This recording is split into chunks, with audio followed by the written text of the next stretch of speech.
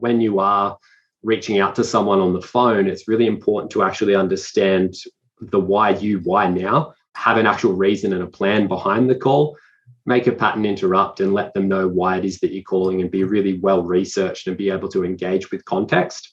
Are you a consulting business owner seeking a better way to scale to your next million in revenue?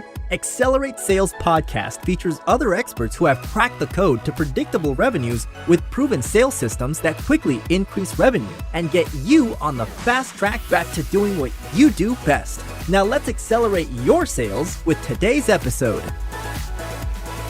Welcome to the Accelerate Sales Podcast. You're going to learn 3 key things from our wonderful guest today. One is how to use public data to accelerate your sales, probably a topic you haven't really thought about before. The second is what is a trigger event and how can you leverage those? And the third thing is combo prospecting. It's a mentor of his mentioned it, but he goes into detail and it might actually get you picking up the phone, believe it or not. So a wonderful key area of opportunity for you. So welcome. If you're a new person to the podcast, great to have you here. And if you love what you hear from the guest and from me with my solos, why not subscribe? And if you're a regular, really appreciate all those iTunes reviews I get. If you haven't had the chance to leave one, please do. It helps other people find this podcast and it improves the quality of guests for you. So welcome to Take Notes.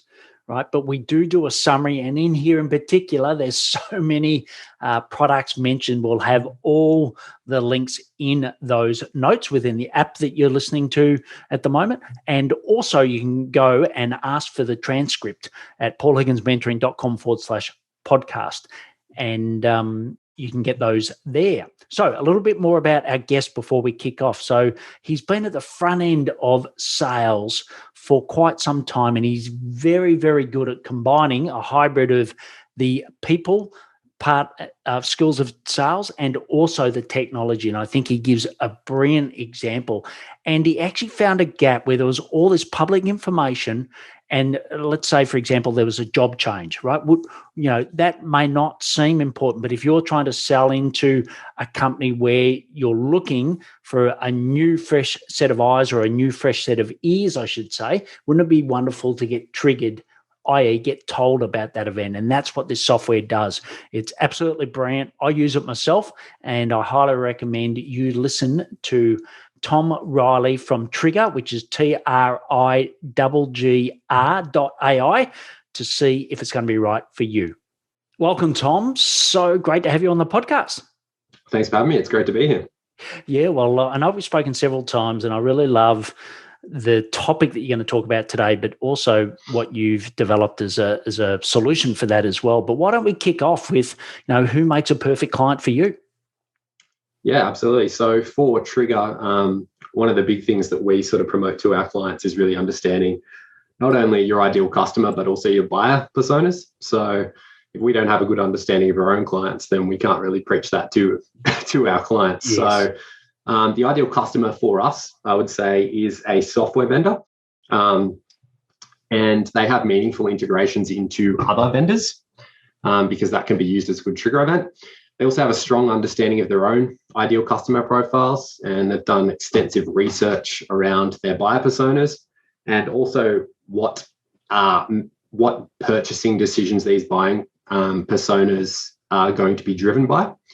They have a forward-thinking VP of sales. They sell across the mid-market and enterprise. Yep. They understand the value of SDRs and prospecting in general. I personally believe that opening is the new closing. And they're looking to get an edge over the competition. In terms of their technology stack, so they generally have a very modern technology stack when it comes to sales. So we're talking from CRM, we're looking at things like Salesforce, Dynamics. They generally will have an ABM tool installed, so an account-based marketing tool. So this is things like 6sense, Bombora, things like that. Mm-hmm. And they'll generally use cadence tools. So the ones that we primarily see within our clients are things like SalesLoft or Outreach. Yep. And then they also use sales analytics tools. So things like Gong.io and Chorus. Yep. And for their internal comms, they're either on Slack or Teams. but we're leaning more so towards Slack. They have a focus on growth, so they're growing month on month. They're always hiring within their sales team, and they're looking to get more out of every rep and ramp them faster and faster. So that's kind of the ideal client that we're looking at as a company. Fantastic. And we'll put all the links to everyone watching or listening now. We'll put the links in the show because I know Tom's going to mention lots of them. And look, I did a bit of an introduction at the start around what Trigger is, TRIGG. GR, the sales way. Yep, correct. .ai. But what did you explain? So you explained the ideal client, which is great, but maybe explain some of the problems that they have, and then how Trigger helps solve that. Yeah, absolutely. So Trigger solves a really simple problem for sales teams. Essentially, our goal as a company is to help sales teams engage with the right people at the right time with the right context. And we do that, of course, by scouring the web for public information and letting our clients know when there's a change in attributes that are important to their sales team. Great. So let's pull out a couple of examples would be great. Yeah, absolutely. So a really simple example, let's say I'm an SDR, I'm working for Salesforce. Any customer that has used our product in the past and that's been an evangelist, if they move into a new account, that's a trigger event for me to follow them in there. So that's the kind of thing that our platform would notify them of. Another prime example is on the technology install front. Let's say I'm selling a HR solution that integrates into Workday, and we have a really strong integration, and it's our big value prop. Anytime a company installs Workday and starts using with Workday, I'll want to know about it. So Trigger can send you notifications around that. It's essentially anything that's important to your business that can be found on the public web. Our platform will notify you of it and send you through the contact details of the relevant person at the company for which the event occurs. Great. And when you say the public web, like, have you seen an increase in the amount of information shared like this? Is it getting greater and greater over time? Has it always been there, but there hasn't been the right tools to help extract it? Well, public web data has always been there, but year on year, there's, in terms of data growth on the internet, so 98% of all the data that exists on the internet has been posted in the past 2 years. So when you think about that and where we're going forward, there's going to be more and more data that's readily accessible to be accessed, that's publicly available. So over the past sort of couple of years, there's been a big focus on sort of using things like technographics and hiring descriptions and different ABM tools that are able to predict intent based off blog researches and monitoring people visiting your website and things like that. So there's a whole lot more data that's readily accessible now, and going forward, there's going to be more and more. So it's something that's always exists, but not to the extent that it does today. Yeah, and you mentioned before about, you think the SDR's role is going to become more and more important. What did you mean by that? Yeah, so at the moment, what we've seen and what research suggests is that companies are having a big problem generating pipeline at the moment, with many organizations moving through to the idea of sort of taking an outbound philosophy. There's been sort of a lack of pipeline generation amongst SDR teams. No one's picking up the phone, and we see it consistently. All of the sales leaders that we're chatting to are trying to grow more pipeline and are putting more emphasis on the SDR role in general. Yeah, and do you see, so, obviously the inbound, and HubSpot, et cetera, that have been famous for that. Do you think that is not working, or do you think that this is incremental activity to what what's happening from an inbound perspective? Oh, it's definitely working, and inbound is definitely something that's here to stay. But it's one of the things that we talk about internally. When you look at sales channels, they're constantly ebbing and flowing based off the amount of attention that they're getting. And I think at the moment, the phone is just incredibly underutilized. Yeah. And so it's become an even more powerful tool for SDRs and companies to use, and probably the most powerful tool at the moment. So if I could give one piece of advice today, it's get on the phone. Yeah. And when you say phone, is that, voice? So is it direct communication, voice messages, SMS? What do you sort of mean by get on the phone more? I'd say it's a combination of both. So one of our advisors to our business, Tony Hughes, recommends a methodology called combo prospecting, which is a combination of touch points across phone, email, and text, and LinkedIn, of course. But I would say the number one thing that you should be doing, obviously, is getting them on the phone if you possibly can. Yeah. Second to that, obviously, a good voicemail and trying again to actually get them. Pattern interrupts are really important when going down this process.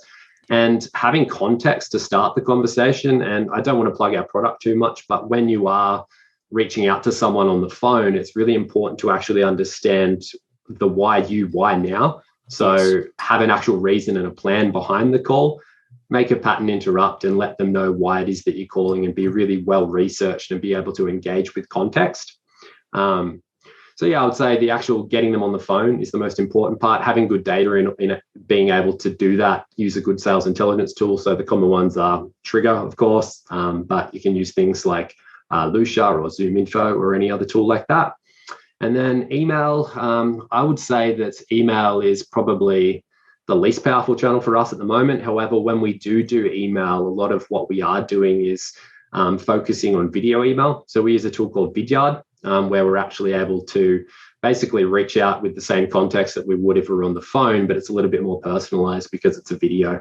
And we use the trigger events within the platform to add the context to both the emails and the calls. Right. And are they a custom video each time, or do you have templated ones? Just tell us a little bit more around those videos in email. Yeah, so it's kind of changed over time. So back when I was running founder-led sales for the business, we needed to do a lot of automation because my role was pretty multifaceted, because I was working on the product, working on the marketing, and then also trying to do the sales. So what we would do is with the trigger events that would come through, we would build out automation with the emails that come off the back of it.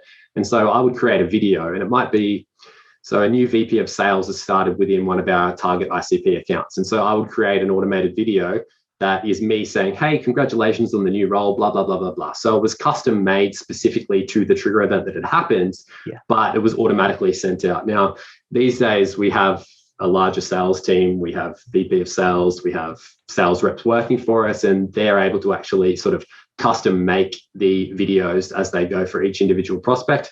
But back in the day, it was sort of more of an automated process.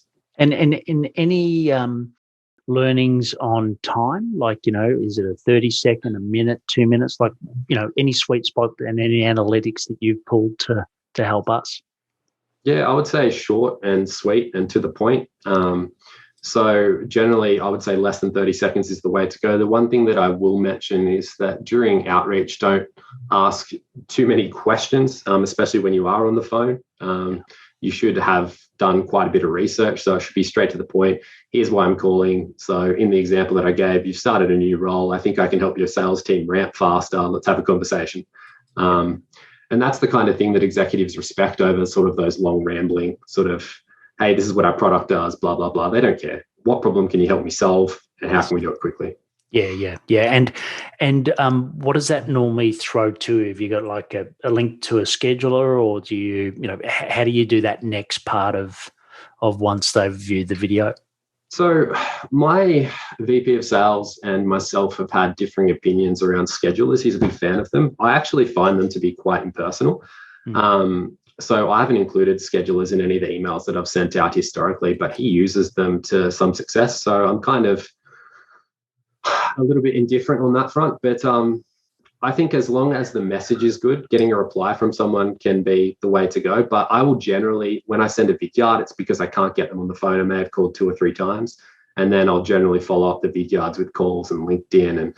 And even on the automation side of things, like back in the day when we first started, I would automate profile visits. So we used a tool called Phantom Buster in conjunction with all of our trigger events to go and sort of automate touches so that these VPs of sales that have changed roles know that I'm looking at them. They've got my email, they've got my voicemails, and just constant touches to let them know that I'm there.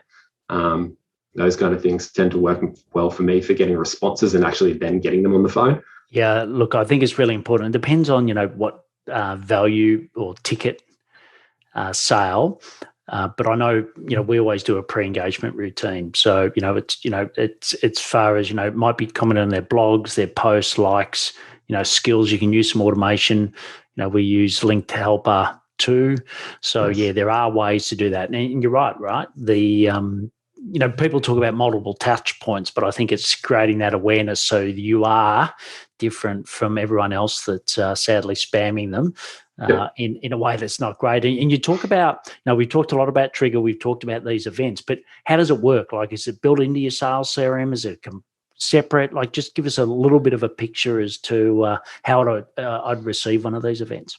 Yeah, absolutely. So it's a standalone SaaS tool. So essentially, you sign up to a subscription on the platform.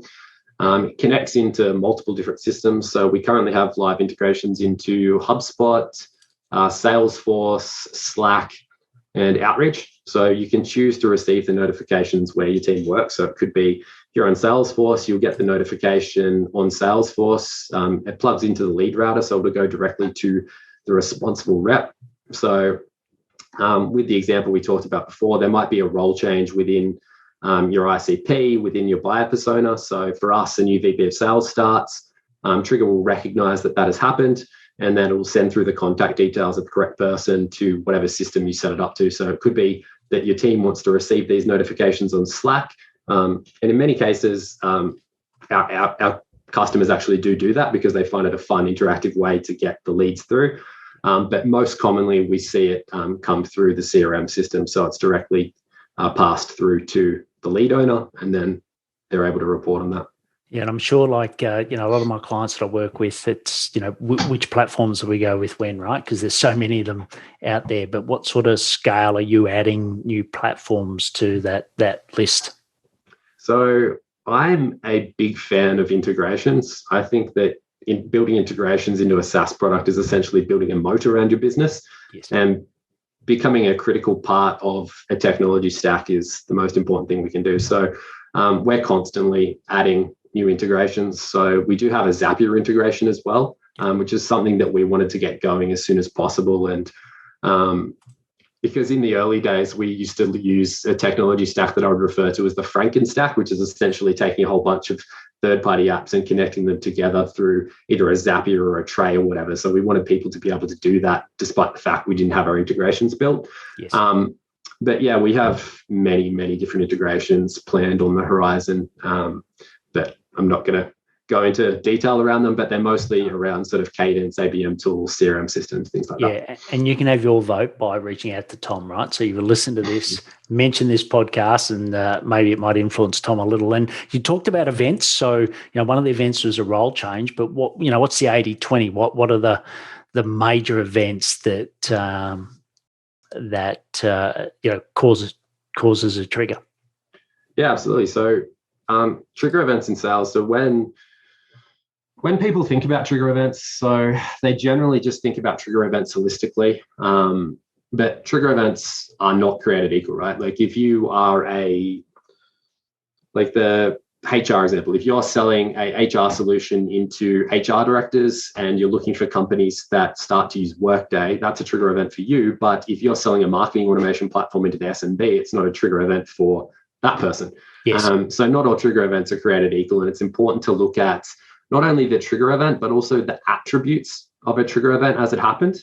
So if we take a look at the really simple example of following customers into new accounts, the messaging that we send through to a customer that moves into a new account can change based off the attributes of the company that they move into. So do they now use Salesforce CRM? Do they use Microsoft Dynamics? Do they have Outreach installed? And you can actually tailor your messaging with the right context based off the attributes around a trigger event as well.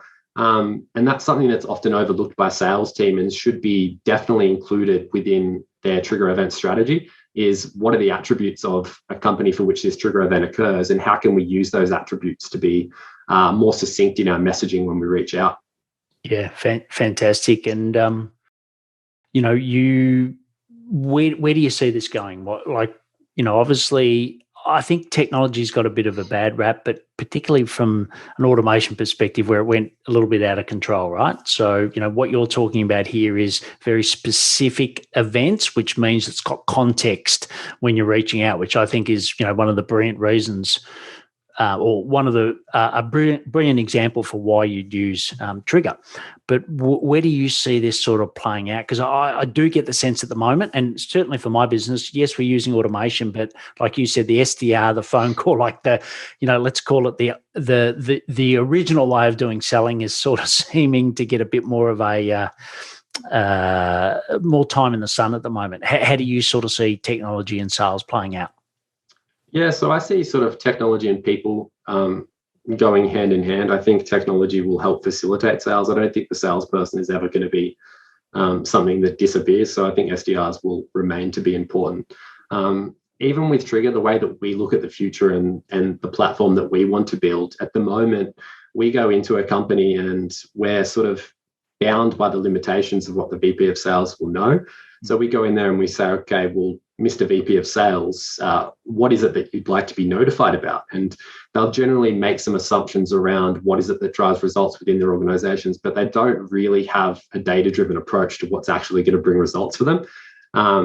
So with our platform, what we're doing is actually plugging into your CRM system and benchmarking historical web data against your CRM data to make predictions around what's actually driving results, so that we don't have to actually go in there and say, hey, what's going to drive results for you? We'll tell you what's going to drive results. And we've had some interesting things pop up with technology installs that people would have never thought of. So like 67% correlations of tech installs that lead to sales for a company that's not related at all. So the future of sales is essentially using big data to make predictions around where your salespeople should be and giving them the right context to succeed. And I think automation is always going to be a big part of that, but automating the things that are sort of trivial and still adding that personal touch to your conversations, I think is key. So that's kind of where we see the future of sales, is having the information to be personal, but automating all the things around it that make life easier.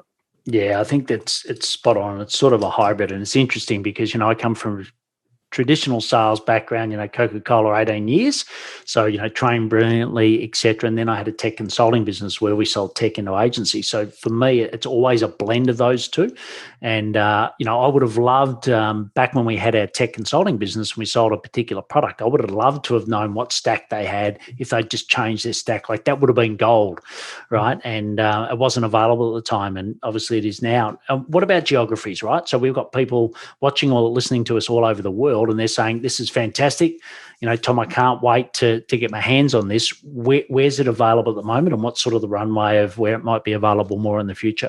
Yeah, so Australia, New Zealand, and Singapore for the moment. So we're essentially just here for now.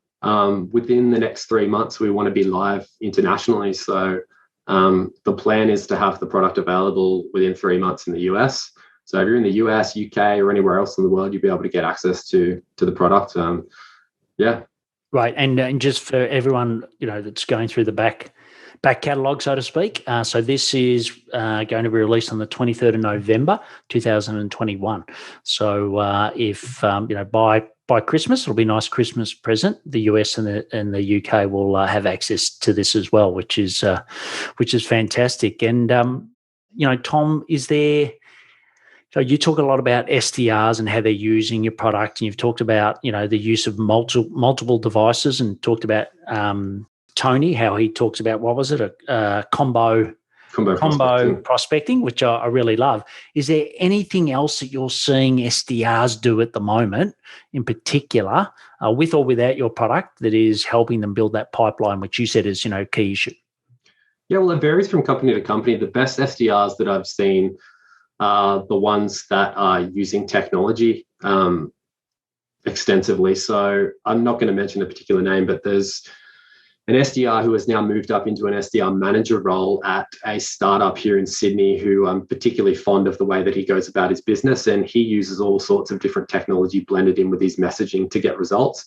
And so he actually built out his own sort of Frankenstack with all the technologies. And I think you would, based off the fact that using LinkTelper, you would love the tech stack that he builds out to help him automate a lot of the processes early on. So it kind of depends on sort of, if you're an SDR at Salesforce, you're going to sell a lot differently to being an SDR at a startup. And I think in many ways, being an SDR at a startup or a smaller business gives you more flexibility around what you can and can't do, and gives you more learning around the best way to approach sales, because you have to actually think outside the box and do things for yourself.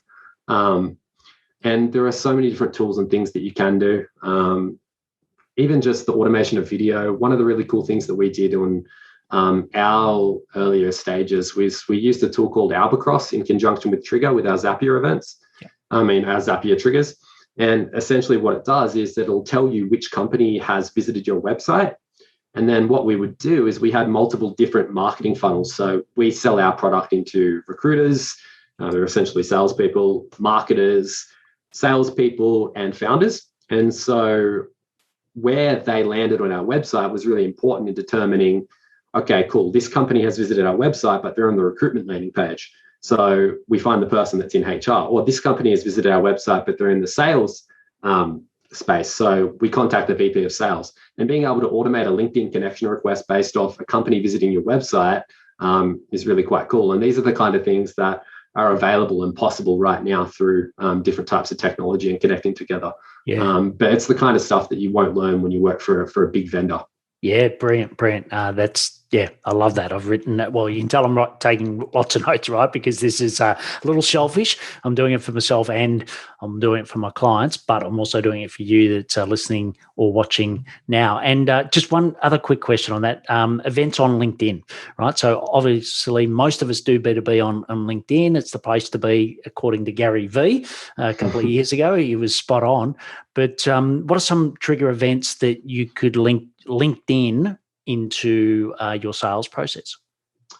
So just in terms of LinkedIn, with all the public data that comes through, it's a source of data for us as well, only the publicly accessible stuff.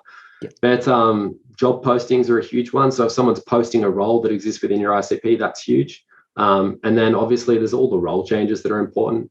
But one of the things that I really like, so there's a woman by the name of Beck Holland whose methodologies I really resonate with, and she talks about psychographics within prospecting at scale. And so I'd highly recommend that all your viewers go and check out her thoughts on prospecting at scale and how psychographics have a really big play within that. And so she talks about using different attributes of a person's LinkedIn profile to help with the opening. I won't go into too much detail because I don't want to ruin it, but I think that's a really good way in which you can use sort of LinkedIn posts and LinkedIn attributes to get better results. And all of these things exist outside of the public domain. So they're behind a login wall. So the kind of stuff that we can't access. But that's some of the stuff that I'd be looking at if I was focusing on LinkedIn solely. Great. Well, we can smell the popcorn, right? So all you have to do now, because you gave us that, is that you're going to go and speak to Beck to get her on the podcast so that we can have her on and then she can go deep dive into that. So that'll be wonderful. Once again, we'll have all those links in the show notes that Tom's been talking about. So Tom, we're going to shift gears a bit. I'm going to go into the sales habits, right? So, 4 key questions that you can leave us on or leave us lots of information on. So the first one is, what are the daily sales habits that help you accelerate your sales? This is just what we talked about before. So I'm obviously, I've moved out of a sales role. So when I was running founder-led sales, I would say the biggest sales habit that I sort of looked at the time, and it was something that was pushed on me very early in my career. I was working in recruitment, and one of the things that I really enjoyed and got out of that role was not being scared of picking up the phone.